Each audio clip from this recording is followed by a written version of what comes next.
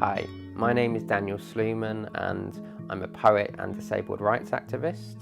And today we're going to be looking at 5 contemporary collections by disabled, deaf and chronically ill poets. For anyone listening, I'm a white man wearing a pink shirt and I have brown hair. Hi, I'm Emily Brenchi. I'm Dan's wife and I'm also a disabled writer and editor. And for anyone listening, I'm a white woman with curly ginger hair, glasses and a very cool blue top with Danny DeVito's face on it. So the first book we're going to be discussing is All the Names Given by Raymond Antrobus. For a cover description, we have a white background with a canvas texture, a detailed black and white sketch of an arm and hand with a wedding band on it. On top is gold text with the title All the Names Given and the writer Raymond Antrobus. And this is Raymond Antrobus's second collection. His first collection won a couple of prizes, and this one was shortlisted for the TS Eliot Prize as well. And Emily is going to read a poem from it. It's on page 10 if you have a copy, and it's called On Touch. And at the top of the page there is a quote from John Keats that says, "Touch has a memory, oh say, love, say, what can I do to kill it and be free in my old liberty?" Salute to the touches of teachers, dentists and therapists who untangle us from their chairs. Salute bin men, recyclers, carpenters, plumbers and barbers. Remember the way of moving that says your back has been rubbed, your neck brushed, your front doors cleared, your shelves stocked. Now you have nothing but long sides and hedges and a sudden memory of your first teacher crush, Miss Walker, touching your curls, saying she liked it like that, soft and short on the sides. You wanted the world in that shape forever. For years you always got the same trim from the same barber, which became its own intimacy. You rub your hands over your own spiky head. Remember your barber ready to gown you. Fold your ears back and run razors around your sides so someone you want would touch you later. Raymond's really interesting in that he's one of the few poets we're going to talk about today who he's had children's books published, and he's working on a poetry album, and he's really used a lot of different forms to explore deafness. There's a great interview in The Guardian where he says, I believe it's deafness is an experience, not a trauma. Yeah. And that experience really runs through this whole collection. Like Emily said, it's quite accessible and person-centered, and in that way it's easy to really get into the experiences that the Raymond's talking about. Separating the poems are these little caption poems that are sort of sound bites threaded throughout the book. And what would you say the significance of those are? Well, I read an interview where Raymond said he was inspired by a deaf soundscape artist, and I think in this book it's a way of still putting the sound back into the poetry and kind of foregrounding it in a way that's very deliberate. And in general, this book not only talks about deafness, but talks about heritage, talks about colonialism, and I think it's going to be a book that a lot of people would really enjoy reading.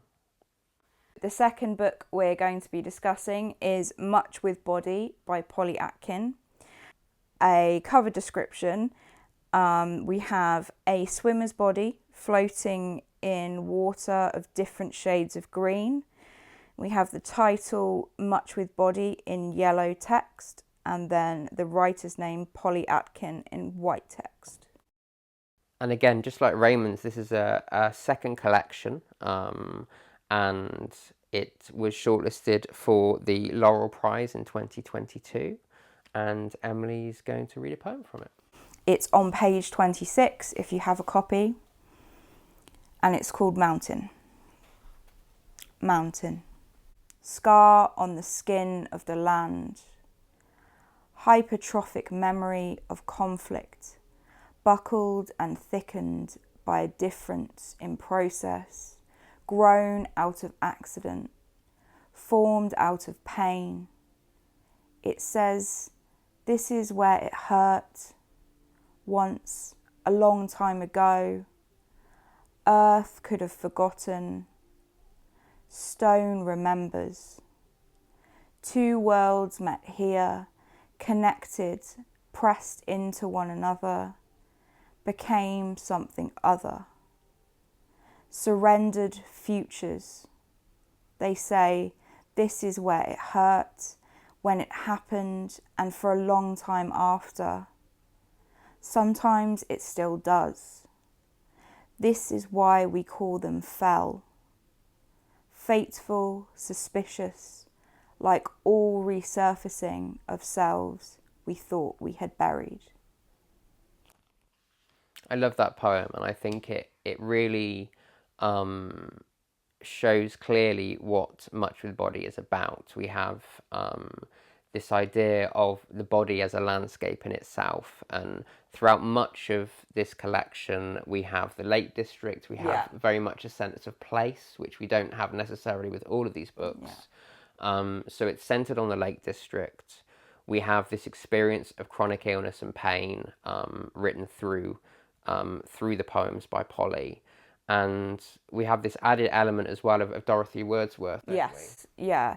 So Dorothy Wordsworth also had a chronic illness, and Polly's previous book was based on her. Yeah, she's got another book out that is based on the diaries or memoirs of Dorothy Wordsworth, but we have this linking of Dorothy's experience and Polly's that really not only shows pain, but I think it shows the gendered idea of pain, the idea of the woman in chronic pain, which is often not believed of by a typically male medical community. And I think that aspect of this book makes it really interesting and makes it a really good one to read. Yeah, and linking in the idea of womanhood with the landscape as well, and Mother Nature, and the experience of pain. Yeah, and it says, I read a blurb that said it's a very watery book, and it really is. Not only is the cover very watery, Polly talks about swimming in the lake, and they talk about how nature kind of brings the body back to some kind of balance. And yeah, I think it's a really good second book. The third book we're going to be talking about is Ultimatum Orangutan by Kairani Baroka. For a cover description, we have a very abstract collage of different images in purple and black. There's a landscape in the background, an agricultural vehicle, and a hand held up towards the vehicle. And Kairani Baroka is with Nine Arches Press, and this is their second collection, and it was shortlisted for the Barbellion Prize. So this poem I'm going to read from now is on page 41, and its title is Gives Me a Pass. In an Airbnb room converted from a closet, a day in Vancouver tires me so. I sink into sleep, only to emerge with the jolt of consciousness, a feeling distinct. It's been with me before. Someone sitting on the edge of my bed, looking gently at the startled face, and at the same moment I realise I'd forgotten to take my nightly medicines, without which I might wake in agony. And I tell you, stranger danger, shadow of God, gold wind, angel type, sparkle shine, gin, grandmother martini, my grandmother sayang, my any one of the dead, I thank you from the very cavities of my bones, that perhaps you take inventory of travelling pills, that perhaps you are a pharmacist of the vast euphonious night, and 18 trillion forms of varied potions found galactically. And here I am in unceded Musqueam territory for the first time, and trying a hand at survival in a fear-wrapped flesh blanket. And you think, what an amateur. And I hope you know, I fully agree. I love that poem. That fear-wrapped flesh blanket is just such a great line. And what I love about this collection in general is the way they intertwine ideas of colonialism with personal pain and the body and bodily experience. In general, this book, I mean, it was shortlisted for a prize that's specifically about disabled experience. And there is a lyrical kind of surrealism about this work that is very different from the previous two books we've talked about. And Kairani Baraka uses a number of different forms in this book as well. And like Emily said, we're talking about colonialism, and we're talking about the climate change crisis that we're in at the moment. And that's really present in this book. So if that's an area that you're interested in anyway, or a type of poetry that you'd like to get into, this is going to be a really good read. Yeah. Like you were saying, very experimental form-wise. Like each page looks completely different to the last. And that's what I really like about this collection. So again, if you're interested in reading contemporary poetry but having a bit more breadth of experience in one book, then this is a really good one. The next book we're going to be discussing is Void Studies by Rachel Boast. Very simple cover description with this one. It's a plain cream coloured cover with a black border around the edge, and the title Void Studies in red text and the poet's name in black text. This is Rachel's, I believe, their second book, and they've had another one released since then, but we thought this would be a really significant one to talk about. It was published in 2016 and shortlisted for the TS Eliot Prize in 2017, and it was published by Picador. This next poem I'm going to read is Coda, Lost Poem, and that's from page 61 of Void Studies. From the other side of the river, softening into that hour when the scent is released like wine, left to breathe on a mirrored tabletop, it looks as though I have the right idea, sitting on the boat, reading a book, but it's not so. I keep on with the task of rewriting the lost poem that turned mirrors into water and moonlight into mirrors and water into all manner and forms of forgetfulness. The book is merely a cover. Inside it, the slow work of love, errata of desire, something written over what is written there. This one is really based on a very specific idea, and that's that the French symbolist poet Arthur Rimbaud had this idea of writing tone poems, essentially, and writing poems as musical etudes and not as typical confessional or more accessible kind of poetry that we've maybe talked about today.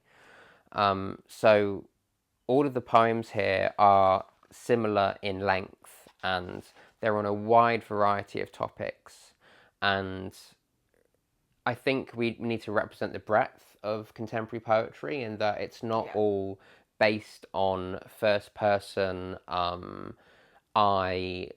accessible kind of poetries. There is different things out there, and if you like more abstract poetry, if you like more experimental feel to your poetry, then this is a really great collection. Like I said, because it's based on Arthur Rimbaud and French symbolism, the images in here are so precise, so metaphorical. Everything feels very kind of watery and movable, and it's a very different experience of reading poetry than a lot of books out there. And at the same time, Rachel does write through and write about at times her chronic illness. And I think if you're looking for something that, again, is a little bit different from the ones we've talked about today, then Void Studies is a really interesting book to read. So the fifth and final book we'll be discussing is Girl Parts by Betty Doyle. For a cover description, we have a very funky, multicoloured 60s style floral artwork and a black and white image of a strawberry on top. At the top of the page, there's a white banner with the title in pink text and the poet's name in black text. And we wanted to give you some variety today. So a lot of the books we've talked about have been poets, and they're 2 books in or 3 books in. Well, this is Betty Doyle's first publication, and it's published by a wonderful independent press called Verve, and it's a pamphlet, so that means it's a smaller book than a typical full-length collection. I'm going to read a poem from Girl Parts. It's on page 10 if you have a copy. To Emin. I too have felt the power of eyeliner wings, their sorry twins stained blue-black across the cling film of a pillowcase. The clear citrine glow around street lamps, the looking at the world through a Quality Street wrapper. The film of souring absolute orange and coke, its tar brown circle sticky and thick, captured in the base of last night's glass. The cramp in the gut, the trickle of blood against fresh linen, the wound, the split imprinted in crumpled knickers. The leap of hope at hearing a taxi in an empty street, the rust at the corner of a sleepless eye, empty pill blister packets, a hole in my tights.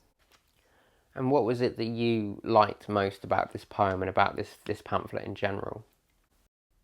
This poem really stood out for me as a lot of this pamphlet is to do with Betty's experience with polycystic ovary syndrome, and there's a real essence of womanhood, and not just womanhood but working class womanhood, that we don't get to see a lot in poetry.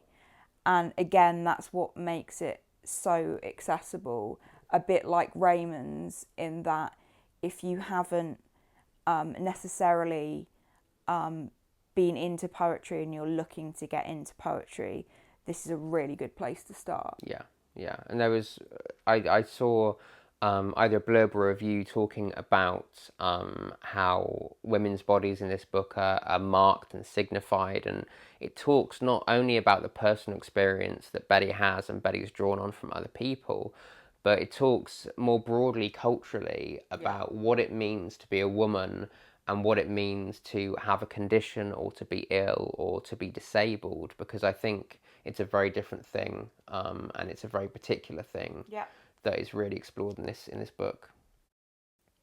So that's 5 contemporary books by deaf, disabled and chronically ill poets, and I really hope that there's something in there that you enjoy and something that you can read yourself or start a reading group maybe. And the only thing left to say is thank you very much for listening and watching us today.